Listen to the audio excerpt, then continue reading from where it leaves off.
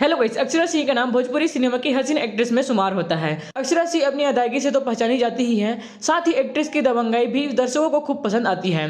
छोटे पर्दे से लेकर भोजपुरी सिनेमा में अपनी बुलंद आवाज का डंका बजाने वाली अक्षरा सिंह आज किसी परिचय के मोहताज नहीं है। अक्षरा सिंह के चाहने वालों की गिनती दिन ब दिन बढ़ती जा रही है। जब से अक्षरा सिंह ने बिग बॉस में कदम रखा है, उन्हें केवल बिहार और यूपी नहीं बल्कि देश भर में पहचाना जाने लगा है और अक्षरा सिंह के चाहने वाले उन पर दिल हार कर प्यार लुटाते दिखाई देते हैं। आज हम आपको अक्षरा सिंह के चहेते फैन का मजेदार किस्सा सुनाने जा रहे हैं। मीडिया को दिए गए इंटरव्यू में एक बार अक्षरा सिंह ने अपने सिरफिरे फैन का किस्सा सुनाते हुए बताया था कि कुछ दिन पहले कैंपेनिंग के दौरान मुझे एक फैन मिला था। मुझे उसे देखते हुए डर लगता था। वह एक नहीं 2 किलोमीटर नहीं बल्कि करीबन 10 से 20 किलोमीटर तक मेरे पीछे भागता रहा।